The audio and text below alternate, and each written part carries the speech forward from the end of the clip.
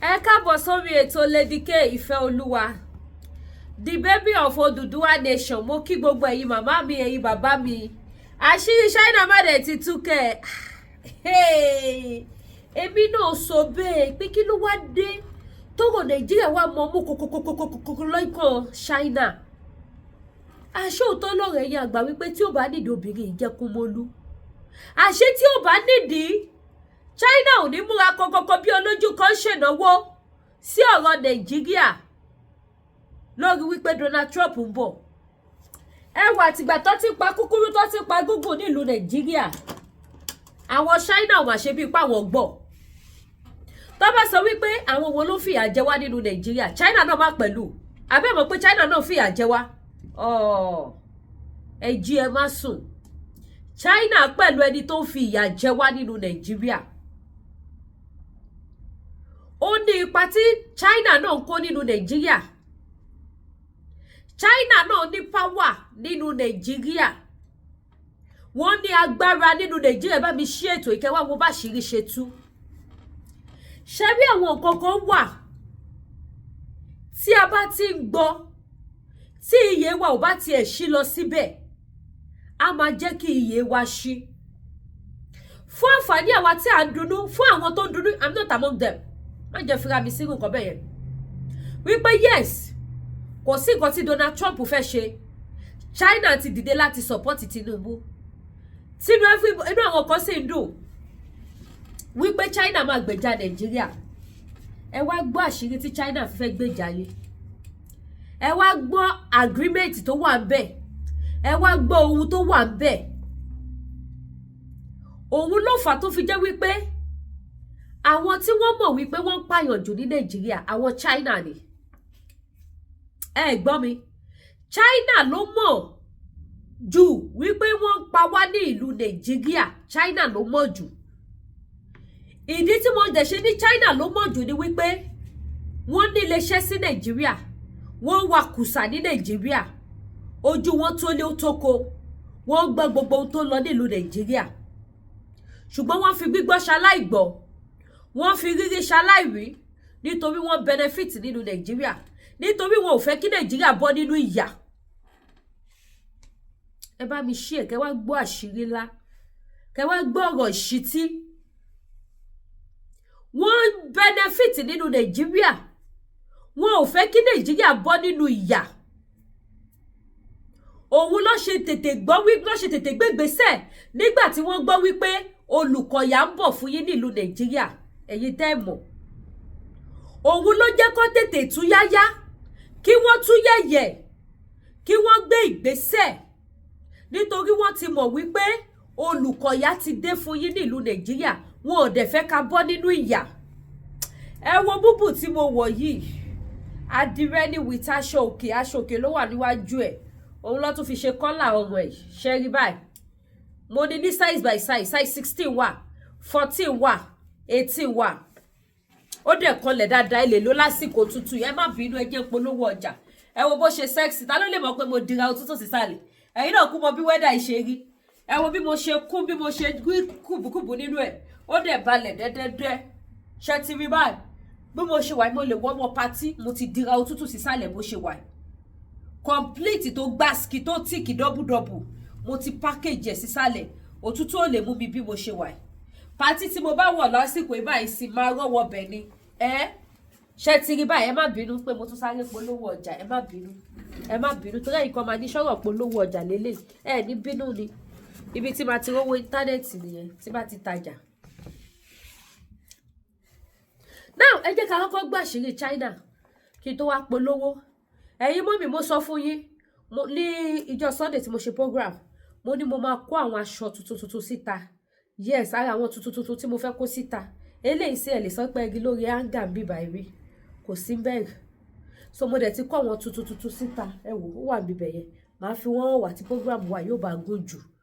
Màá fi wọ́n wà. Mi ìdẹ̀ tí kó síta tán. Àwọn tuntun míì ṣì kù tí mo tún sì fẹ́ kó síta láti inú ilé. Mo sọ fún yín pé mi ti lọ́jà ọdún aṣọ tó bá jẹ́ pé aṣọ fún ọdún ó ti wà nílẹ̀. Ẹ̀yẹ pè mí kẹ́kọ̀ọ́ máa rajà aṣọ ọdún lọ ni. Ó wà available standby. Àwọn wíìgì tẹ̀lé máa rí lò fọdún náà ó máa tó dé. Jewelry gbogbo ẹ̀ ó máa tó dé.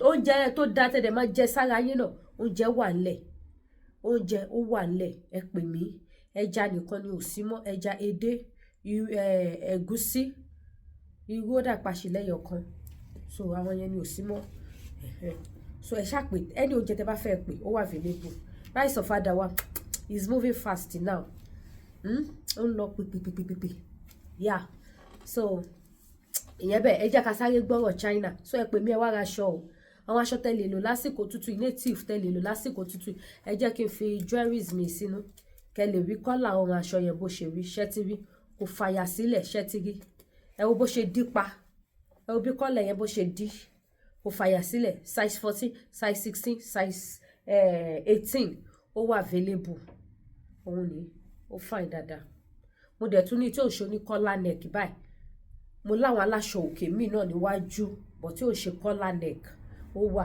ṣe rí pé something like this is not common kò common kì í ṣe nǹkan tó common tẹ́lẹ̀ rí ó dẹ̀ ní àpò méjì tẹ́lẹ̀ tún kó ọwọ́ yín sí so ẹ jẹ́ patronize mẹ́wàá rajà o ẹ má jẹ́ ká torí ogun Nàìjíríà kò tún gbọ́dọ̀ affect olúwẹ̀ kó má ṣe business o ẹ wá rajà o ẹ ṣe ojú òní tí ì náà ẹ jẹ́ ká gbọ́ àṣírí China tó tú. Be patient. Some of you don't really understand why China suddenly jumped into the conversation after President Donald Trump called out Nigeria for the Christian genocide happening in the country. When Trump warned that the killings of Christians and innocent civilians must stop and promised that the U.S. would not stay silent, China immediately responded, warning Washington not to interfere in Nigeria's internal affairs. Now think about that for a moment. China never said a word about the killings. It didn't call on the Nigerian government to protect its people. It didn't condemn the attacks or offer help. Instead, its first reaction was to tell America not to interfere. So the question is, why? Why is China so nervous about U.S. involvement in Nigeria? The answer isn't complicated. It's money, it's power, and it's fear of exposure. For years, China has been quietly digging its roots deep into Nigeria, not just through trade or construction, but through something much darker, illegal mining and strategic control of resources. On the surface, it looks like partnership. New railways, airports, bridges, loans. But behind those contracts, China is building influence, not friendship. And its biggest interest isn't in Nigeria's people, it's in Nigeria's minerals. In states like Kogi, Zamfara, Niger, and Nasarawa, Chinese companies are heavily involved in mining gold, lithium, and other valuable minerals. Some of these operations are legal, many are not. Reports show that Chinese nationals have been caught running illegal mines, destroying farmlands, bribing local officials, and secretly shipping resources out of the country. Just this year, Nigeria's Minister of Solid Minerals confirmed that illegal mining is directly funding terrorism. And that's not a coincidence. Because when armed groups control mining sites, the chaos benefits the buyers. They get cheap, unregulated access. That's the truth China doesn't want exposed. Because much of that mineral trade, especially lithium, which China needs for electric car batteries, ends up in Chinese markets. Let's connect the dots. A stable, accountable Nigeria means transparency. And transparency means every contract, every shipment, every dollar would be traced. That's the last thing China wants. Beijing thrives in silence, in environments where deals are made behind closed doors, where there's little oversight, and where corruption keeps everyone quiet. That's why it prefers to work with governments that don't ask too many questions. The same way Nigeria's political class operates. When the US begins to push for investigations, demand human rights audits, or talk about religious freedom, that threatens China's whole system of control. Because the US doesn't just bring aid, it brings scrutiny. It asks, where's the money going? Who's really benefiting? why are people still dying? Those are the questions Beijing doesn't want asked. Not in Nigeria, not anywhere in Africa. Now let's talk about how China got here. Over the last 2 decades, China has invested billions across Africa through its Belt and Road Initiative. It builds roads, bridges, ports, and power plants, but always on its own terms. The contracts are secret. The loans are tied to repayment conditions that favor China. And when countries can't pay, Beijing takes control of assets. It's happened before. In Zambia, where China gained control over mining companies. In Sri Lanka, where it took over a national port after a loan default. And in Kenya, where debt from the railway project crippled the economy. Nigeria owes China over $5 billion in loans. And that's just the official figure. So when Trump steps in and says, "We're watching," that shakes Beijing's confidence. Because US involvement could force transparency. And once transparency enters the room, corruption runs for the door. But let's get something straight. China's warning to the US had nothing to do with protecting Nigeria's sovereignty. It was about protecting its own interests. If Beijing truly cared about Nigeria's sovereignty, it would respect Nigeria's people, not just its politicians. It would condemn the killings, not ignore them. It would speak for the victims, not for the elites. But that's not how China operates. It believes in control, not compassion. Its strategy is simple. Find weak governments, flood them with loans, extract their resources, and call it partnership. That's why China was quick to defend Nigeria's government, but silent about Nigeria's citizens. Because chaos works in its favor. The more unstable Nigeria becomes, the easier it is to control. China is deeply involved in illegal mining across Nigeria. In Zamfara and Niger states, Chinese businessmen have been arrested for operating unlicensed gold mines. In Nasarawa, locals accuse Chinese firms of paying armed groups for protection.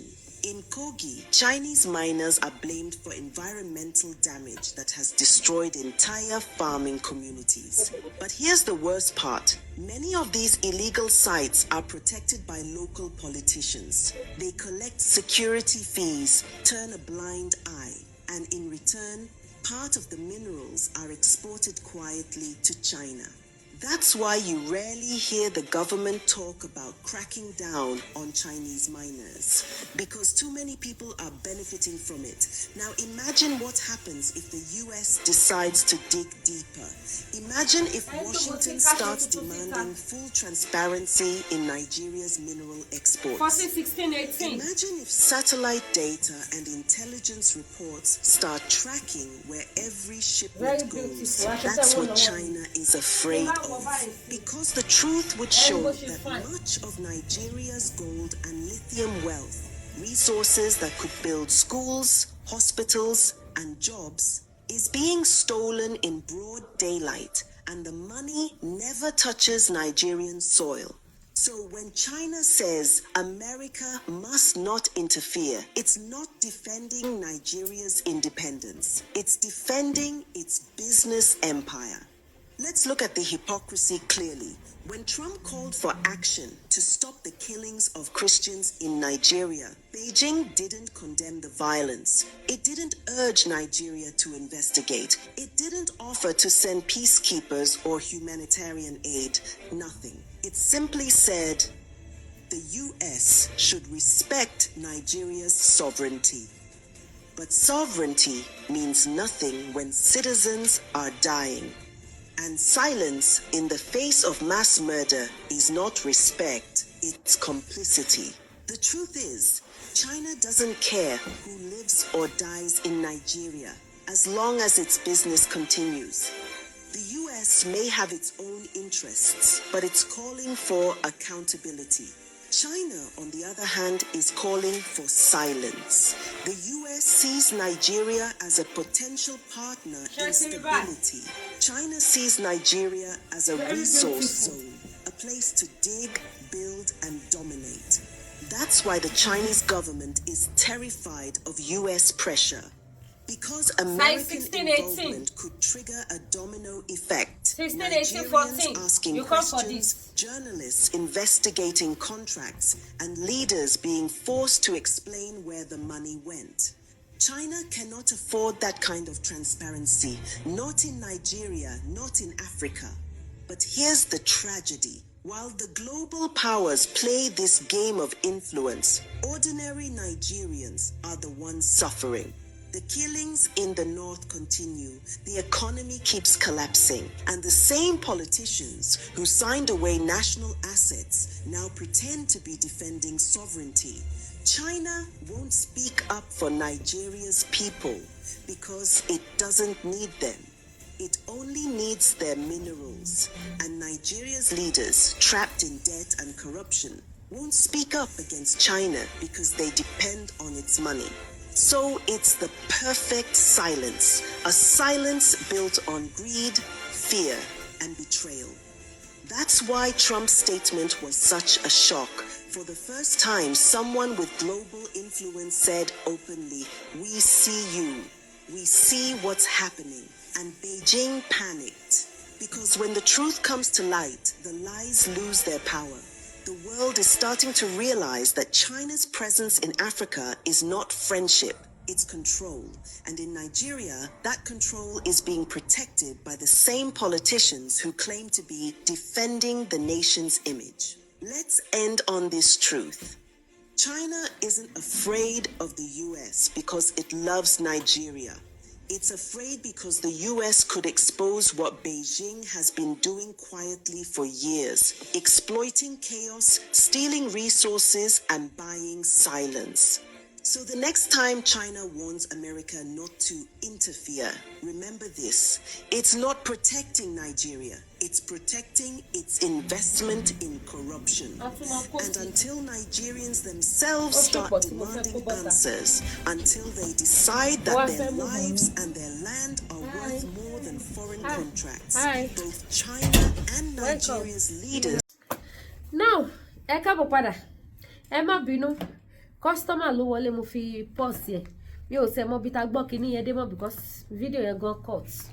Ma ẹ̀ṣẹ̀ join yẹn mọ́ra wọn padà but ibi tá gbọ́ dé yẹn náà àti gbọ́ kókó ló ta fẹ́ gbọ́. Àti gbọ́ èyí tó ń ṣe òtítọ́ ọbẹ̀.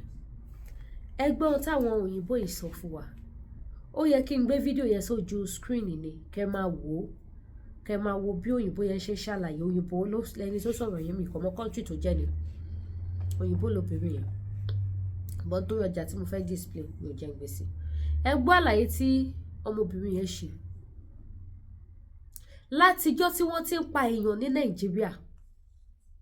Bí China ṣe ní access sí Nàìjíríà tó. Tí wọ́n ń kó ohun àlùmọ́nì wa ọmọ Yorùbá. Gbogbo àwọn ọba wa pátápátá ló wà into gold mine. Ẹ gbọ́ ṣẹ́yìn tí wọ́n wá gold lọ́dọ̀ ẹ̀. Àwọn tó ń wá lọ́dọ̀ ẹ̀ wọ́n ń gbé wọn òun travel. Mi ò sorry láti sọ. Gbogbo àwọn governor wa pátápátá àti bó ṣe jẹ́ pé wọn lè kò sí tó máa ti wá gold ní Lagos state yẹn. Ẹ má fọkàn sí pé governor of Lagos state kò máa ṣiṣẹ́ gold o, kò máa ṣe business gold o. Ẹ má fọkàn sí o. Ẹ má fi ọkàn sí wípé governor Lagos state kò ṣe business gold. Ẹ má fọkàn sí. Same thing councillor, chairman, senator. Gbogbo àwọn tó wà ní House of Rep. Gbogbo àwọn Nigerian politicians pátápátá. Àti ọ̀tún, àtòsì, àti lúkòsì, àti yálóde, àti yálóje. Gbogbo wọn pátápátá. Gbogbo àwọn tó bá ti jẹ́ wípé àwọn ni wọ́n wà ní àkóso orílẹ̀-èdè Nàìjíríà ni wọ́n ṣe business yẹn. Ohun tó yẹ kí èmi àti yín máa jẹ, àwọn nìkan dẹ̀ ń jẹ. Ohun tó yẹ kó jẹ́ fún èmi àti yín, oúnjẹ èmi àti yín, àwọn nìkan sọ di oúnjẹ ọmọ Yorùbá. Ìjọ wo la fẹ́ ṣe gbogbo eléyìí dà? Ṣé bá ṣe fẹ́ máa wò wọn kó máa lọ ní? Ṣé bá ṣe máa lajú wa sílẹ̀ ní kí tàlùbọ̀ kó máa kó wọ̀? Ọmọ Yorùbá tàtà. àwọn China tó ń pariwo wọ́n mọ̀ pé tamẹ́rí ẹ bá mi ṣí èso ìmúfẹ́lẹ́dùnmarè bẹ̀yìn wọ́n mọ̀ pé tí Amẹ́ríkà bá wá ọ̀nà ìjẹ́ títí wọn náà máa dín ẹ jí ọmọ Nàìjíríà ẹ má sùn ẹ jẹ́ ká lo panasharp ẹ má jẹ́ ká lo panadol wọ́n mọ̀ pé tí Amẹ́ríkà bá dé ọ̀nà ìjẹ́ títí wọn náà máa dín ṣàfẹ́ jìyà kú ni ìdí tí China náà ò ṣe fẹ́ kí Amẹ́ríkà wá nìyẹn ìdí tó ṣe dìde ogun tó ṣe dìde ìjà nìyẹn ìdí tó ṣe ń dúnkokò nìyẹn pé China must not come wọ́n mọ̀ pé tí Amẹ́ríkà bá dé America must not come wọ́n mọ̀ pé tí Amẹ́ríkà bá dé wọ́n máa dínà ìjẹ wọn òun ló ṣe ń gbà gbogbo ọ̀nà láti ṣe bíi pé wọ́n support wa bíi pé wọ́n nífẹ̀ẹ́ wa wọn ò nífẹ̀ẹ́ wa ọmọ Nàìjíríà China ò nífẹ̀ẹ́ wa gbogbo ohun tó yẹ ká máa jẹ káwa máa fi gbádùn nílùú títí wa ní China wá ń kó nílùú tiwa táwọn lọ fi ń tùlù títí wọn ṣe àbí kì í ṣe ìlú wa ló ti kó góòdì ni ayé mi ayọ̀ ọmọ Nàìjíríà ìlú wa ló ti kó góòdì ìlú wa wọ́n kó góòdì wọ́n dẹ̀ lọ fi build ìlú títí wọn ìlú tiwa dẹ̀ wà nínú ìgbèkùn àwọn olórí wa ẹ máa rí wọn wọ́n ti lọ wọ́n ti lọ kí ló lọ ṣe wáyé tí wọ́n fìdí mọ́lé ọmọ Yorùbá ẹ jẹ́ ká jí kò sí kankan Nàìjíríà ò lè fẹ́fẹ́ mi àti yé Nàìjíríà ò lè pè wá Nàìjíríà máa kọ̀ntínú àti máa sọ wá sínú ìgbèkùn ìyà ni bí ayé bá ṣe jẹ́ ayé ẹ gbà bí mo ṣe sọ fún yín mo bọ̀ mo tún fẹ́ gbé ọjà wá polówó ni ẹ má bínú o ní bínú o ó ní ìdíṣẹ́ ni láti mo ní lọ́lẹ̀ ó ti ní àwọn Yorùbá lè sọ lájò kó sì gbà kọta tó lówó tí ó bá sí Yorùbá lè sọ wọ́n lálẹ́ jẹun mi ò dẹ̀ ti ṣèbínú tẹ bá ní ìran mi ló ń bọ́ mi dédé ara mi ló ṣe ẹ ṣàwá bá mi rajà ẹ wo fìlà tẹ́ ẹ wò yìí fìlà yìí ẹyọ owó kan yìí ló ṣẹ́kù kọ́lù ẹyọ kan tútù ìtútù wọ̀ mí lára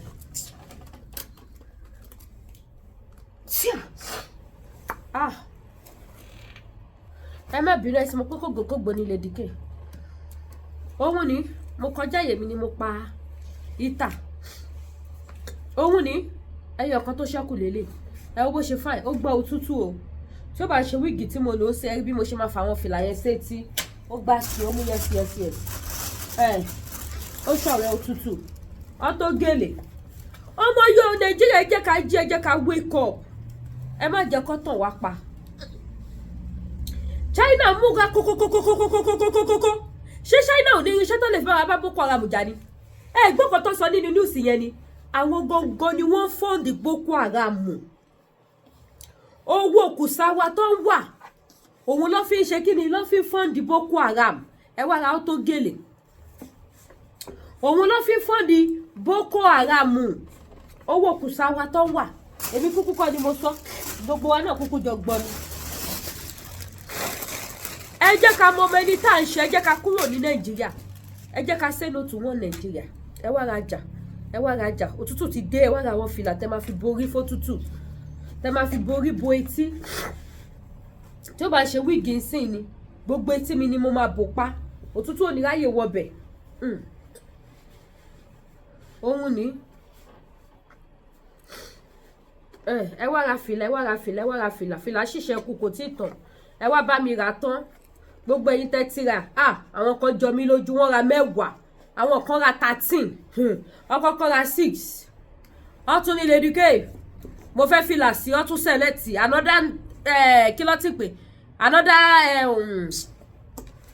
8 kọ́ ló tún padà select ni yes I think it's 8 mo ṣáà pé gbogbo fìlà tí mọ́mì yẹn rà ó jẹ́ 13 òun ni wọ́n rà títí wọ́n tún rà fún yín òun ni tẹ́ bá dé sórí ó máa fáìn jù báyìí lọ ju bí mo lè ṣe ìlọ ẹ lọ pé ó ti di wìrìwìrì mi fẹ́ kí program yìí tó dojú another one tún lélẹ̀ eléyìí sìn eléyìí ṣiṣẹ́ kú bí 2 color 3 color 1 2 ok eléyìí ṣẹ́kù 4 color eléyìí tí mò ń dé tẹ̀rí ṣe ti rí mi ò dẹ̀ wọ́wọ́ mọ́ wọn òun ló ṣe tètè tán ṣe ti rí mi tí ì dé fún tán o ẹ wo bó ti ṣe fine ẹ wo bó ṣe bo gbogbo etí ibi tẹ́tí máa wà náà lóde ibi tí etí máa wà lẹ́rí tí fìlà yẹn dé ẹ ṣẹ̀ṣẹ̀ wá mú designer ilé wa báyìí ẹ wá fi parí iṣẹ́ yẹn iṣẹ́ yẹn wá ṣe kí ni a wá balance ẹ wo bí iṣẹ́ yẹn ṣe balance ẹ wo bó ṣe balance 4 color ẹ̀ ló ṣẹ́kù 4 color ló ṣẹ́kù fún ilé 4 color ló ṣẹ́kù 4 color àti achis kan náà again 4 color lélẹ̀ ṣẹ́kù ẹ̀yin tẹ́ bá fẹ́ tètè pè mí kó tó tán small money ni mo ta ẹ̀yin tẹ́ bá ra fìlà mẹ́ta ọ̀fẹ́ náà ni màá bá yín ship ẹ̀dá Amẹ́ríkà ṣùgbọ́n ẹ̀yin tẹ́ bá ra méjì ẹ máa sanwó shipping ẹ̀yin tẹ́ bá ra fìlà méjì ẹ máa sanwó shipping ẹ̀yin tẹ́ bá ti ra from 3 upward ọ̀fẹ́ ni shipping kan sàrọ̀ mọ́mì mi kan fìlà nìkan ló ń rà so mo dẹ̀ ní láti ṣàlàyé fún yín torí kó bá dà ìpè Lady K ìgbà wo ló dẹni tó ń gbowó shipping lọ́wọ́ àwa ará Amẹ́ríkà òun mo ṣe ń ṣàlàyé fún yín báyìí ẹni tó bá ti ra fìlà méjì ó máa sanwó shipping ẹni tó bá ra mẹ́ta kò ní sanwó ẹni bá ra mẹ́wàá kò ní sanwó ẹni bá ra 5 kò ní sanwó òun ni ẹ wò bó ṣe máa bo etí yín gbágbágbá lélẹ̀ bó ṣe máa bo etí yín gbágbágbá nì ó máa bo gbogbo ẹ̀ pa ni kò síbi tẹ́tí tí òtútù fẹ́ gbà wọ ìwé etí yín ẹ̀yin ìyá mi ẹ pè mí ó wà available small money I ship worldwide mo bọ̀ ó dà pé tí mo ní ok irú eléyìí ni eléyìí báyìí ṣe white ẹ̀ méjì jẹ́ owó ta 1 2 eléyìí báyìí ṣe méjì ẹ̀ ló ṣẹ́kù white dẹ̀ ní méjèèjì white méjì lélẹ̀ ṣẹ́kù ẹ má bínú white méjì òun lélẹ̀ ṣẹ́kù so ẹ̀yin tẹ́ bá fẹ́ ẹ gbá mi láago ẹ̀yin tẹ́ bá fẹ́ tó gèlè ẹ gbá mi láago ṣé fìlà tó kù ń bẹ̀ yẹn àwọn tó gèlè ló kù ìwọ̀n bá wọn fìlà tó kù ta ní ni mo ti display tẹ́ rí gbogbo tó kù ọ tó gèlè lóríṣiríṣi ẹ̀yin náà wo gbogbo fìlà yẹn bó ṣe pọ̀ tó ti tán àwọn fìlà yẹn ti ṣe kí ni mo pè ó ti bye ó ti tán so ẹ pè mí ẹ wá rajà ojú òní tì mí a ní wàrà wa tì ogun China kò ní kó wa ilé ẹ̀dá ọ̀kọ̀dá kéèyàn má gbò Ọlọ́run gbàlúwa fún wa mo fẹ́ lọ Nàìjà gbàlúwa fún wa mo fẹ́ lọ sí Odùduwà nation so bó ṣe jẹ́ nìyẹn yín mọ́mì mẹ́yìn dáàdì mi yes ìyẹn bẹ́ẹ̀ gbogbo ẹ̀yin tẹ́ bá need African food kò síbi tí mi ò ship African food sí àsìkò tútù la wà yìí mo ní ògì 3 in 1 ó ti ní sugar ó ní milk ògì yẹn dẹ̀ fine gan Ọlọ́run gbọ́ mo ti mú bẹ̀ bákan náà mo dẹ̀ tún ní ògì tí kò ní sugar tí kò ní milk ògì lásán ìyẹn náà wà ó fine gan bákan náà mo ní custard ẹ̀yin tẹ́ bá mi ra wọ custard a ní mi ò mọ bí mo ṣe fẹ́ dúpẹ́ lọ́wọ́ gbogbo ẹ̀yin mọ́mì mi dádì mi ẹ kàn ń jọ mí lójú ni ìtì pákọ̀ jẹ̀yàn kan náà mo rántí sí ẹ kàn ṣe kí ni mo pè ẹ kàn ń jọ mí lójú ni ẹ lè believe pé pọ̀mọ́ Ìjẹ̀bú yẹn mi lè sọ bó ṣe pọ̀ tó pọ̀mọ́ Ìjẹ̀bú mi ti fẹ́ tán ó ti fẹ́ tán níjọ́ wo síjọ́ wo ọjà tí mo rántí sí tí mo fẹ́ páàkì náà pọ̀mọ́ Ìjẹ̀bú wà bẹ́ẹ̀ tí mo páàkì sí pọ̀mọ́ Ìjẹ̀bú Manpower àtòyìn mo lọ páàkì ẹ̀ mo ṣẹ̀rántí yẹn sìn